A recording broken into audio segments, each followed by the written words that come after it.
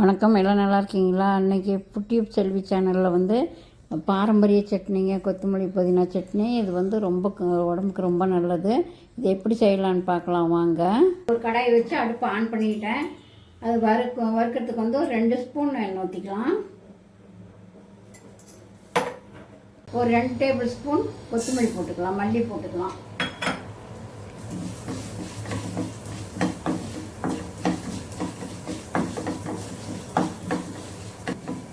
பாருங்கள், கொத்தமல்லி வறுபட்டுருச்சு, நல்லா வாசம் வருது. அடுப்பு வந்து சிம்மில் வச்சே வருங்க. இப்போ வந்து சீரகம் வந்து பார்த்திங்கன்னா 1/2 டேபிள் ஸ்பூன் சீரகம், 1/2 டேபிள் ஸ்பூன் மிளகு போட்டுக்கலாம். இது லேசாக ஒரு வறுப்பு எடுத்துக்கலாம். தீஞ்சிடும். இப்போ பாருங்கள், 4 வரமிளகாய் எடுத்துக்கிட்டேன், போட்டுக்கலாம். பாருங்கள், வறுபட்டுருச்சு. இப்போ அடுப்பை வந்து ஆஃப் பண்ணிக்கலாம். இதை எடுத்து ஒரு பாத்திரத்தில் கொட்டிக்கலாம். வறுபட்டுருச்சுங்க. இப்போ மிக்ஸி ஜாரில் போட்டுக்கலாம்.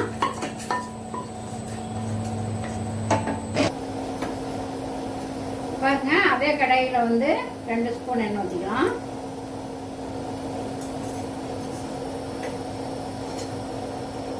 பார்த்தீங்கன்னா பூண்டு வந்து ஒரு 10 பல் பூண்டுங்க, 10-12 பல் பூண்டு எடுத்துக்கிறேன். கொஞ்சம் பூண்டு நிறைய போட்டால் நல்லாயிருக்கும். சின்ன வெங்காயம் பார்த்தீங்கன்னா ஒரு 20-25 சின்ன வெங்காயம் உரிச்சு வச்சுருக்கிறேன், போட்டுக்கலாம். உங்கள்கிட்ட சின்ன வெங்காயம் இல்லை அப்படின்னா பெரிய வெங்காயமே போட்டுக்கோங்க.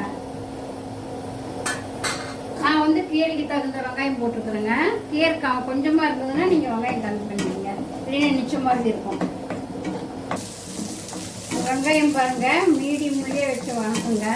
ரொம்ப அதிகமாக வச்சிங்கன்னா வெங்காயம் டக்குன்னு கருகிடும். ஆனால் உள்ள பச்சை வெங்காயம் அப்படியே இருக்கும். இப்படி வணக்கினா தான் வெங்காயம் நல்லா வணங்கப்படும்.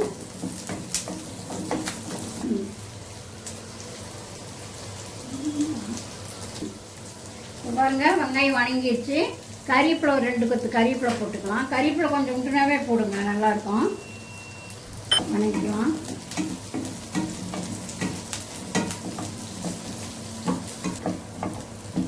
பாருங்க, கறிவேப்பிலை வணங்கிடுச்சு. வெங்காயம் கறிவேப்பிலை பார்த்தீங்கன்னா ரொம்ப நல்லதுங்க உடம்புக்கு. கறிவேப்பிலை எந்த அளவுக்கு சேர்த்துறீங்களோ அந்த அளவுக்கு நல்லது.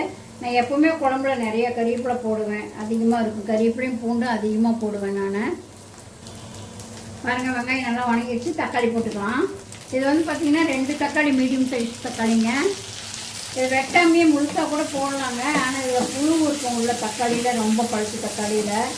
அப்புறம் 2வது வணங்காது வேறு இப்போ வறுக்கிற தக்காளியில். அதனால தான் வெட்டி போட்டுருக்கேன். இல்லைன்னா அப்படியே முழுசாக போடலாம். முழுசாக போட்டால் தான் நல்லாயிருக்கும். தக்காளி வணங்குறதுக்கு கொஞ்சம் உப்பு போட்டுக்கலாங்க.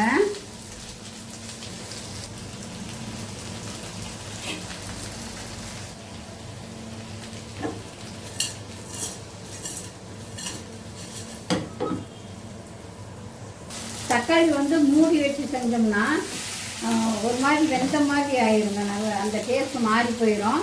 நீங்கள் வந்து மூடாமல் இப்படியே வணக்கி விட்டு செய்யுங்க, அது டேஸ்ட் சூப்பராக இருக்கும். பாருங்கள், தக்காளி வணங்கிடுச்சு. இந்த ஸ்டேஜில் வணங்கினா போதும். பாருங்கள், இந்த தோலை சுருங்கினா போதும். தக்காளி எடுத்துடலாம். நமக்கு தோல் சுருங்கி வந்தால் போதும். இந்த ஸ்டேஜில் வந்து நம்ம புதினாவை போட்டுக்கலாம். புதினா பார்த்தீங்கன்னா ஒரு சின்ன கட்டு, ஒரு கட்டு நான் பொரிச்சு வச்சுருக்கேன். பொரிச்சு அலசி வச்சுருக்கேன், அதை போட்டுக்கலாம்.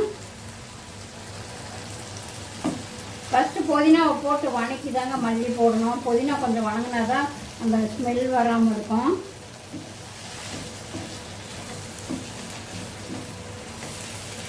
வணங்கிட்டோம். பாருங்கள், புதினா வணங்கிடுச்சு. இது 2 கட்டு கொத்தமல்லிங்க, பொரிச்சு அலசி நல்லா நறுக்கிட்டு தண்டாட போடுங்க. தண்டு தான் ருசியே. உடனே கொடுத்துக்குவோங்க. இது வந்து பார்த்தீங்கன்னா நாங்களாம் சின்ன பிள்ளையாக இருக்கும்போதே எங்கள் அம்மாலாம் இந்த மாதிரி செஞ்சுங்க செக்கில் சட்னி ஆட்டுவாங்க. அவ்வளோ டேஸ்ட்டாக இருக்கும், நல்லாயிருக்கும். சட்னியில் தான் நாங்கள் வயிறு ரொம்ப சாப்பிடுவோம், அப்படி இருக்கும். இது வந்து அப்போ அந்த காலத்துலேருந்தே இந்த மாதிரி சட்னி செய்யணுங்க. இப்போல்லாம் இது மாதிரி செய்ய மாட்டேங்கிறாங்க, வேறு விதமாக செய்கிறாங்க, நிறைய விதத்தில் செய்கிறாங்க. ஆனால் இந்த மாதிரி செஞ்சு பாருங்கள், அவ்வளோ டேஸ்ட்டாக இருக்கும். பாருங்கள், பாதி வாங்கிடுச்சு. இன்னும் கொஞ்சம் வணங்கட்டும். சட்னியில் பார்த்தீங்கன்னா கொத்தமல்லியும் புதினாவும் போட்டு வேர்க்கடலை போட்டு அரைக்கலாங்க. தேங்காய் இல்லாமல் தக்காளி, கடலைப்பருப்பு, உளுந்தம்பருப்பு இதெல்லாம் போட்டு தனியாக அரைக்கலாம், பொட்டுக்கடலை போட்டு அரைக்கலாம், நிறைய வகையில் அரைக்கலாங்க. நான் இன்றைக்கி வந்து எதுவுமே போடலைங்க, தேங்காய் மட்டும்தான் போட போகிறேன். நீங்கள் பொட்டுக்கடலாம் போடல. தேங்காய் பாருங்கள், ஒரு 2 ஸ்பூன் தேங்காய் போடுறேன். அதிகமாக தேங்காய் போடல, கொஞ்சமாக போடுறேன்.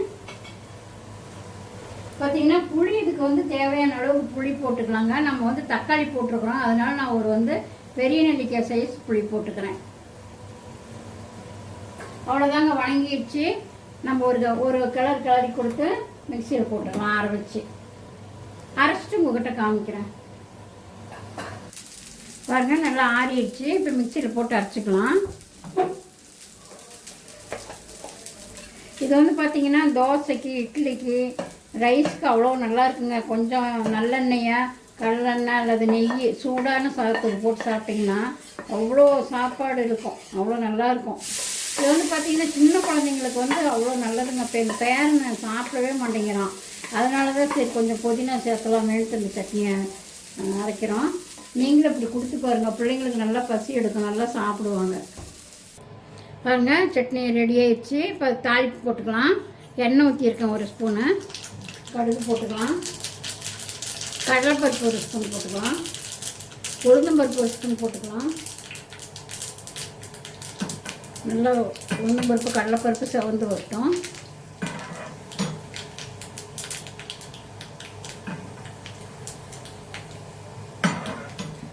இப்படி தாளித்து கொட்டி செஞ்சால் அவ்வளோ டேஸ்ட்டாக இருக்குங்க, மணமாகவும் இருக்கும். 1 வரமிளகா போட்டு, நான் 2 வரமிளகா கிள்ளி போட்டிருக்கேன்.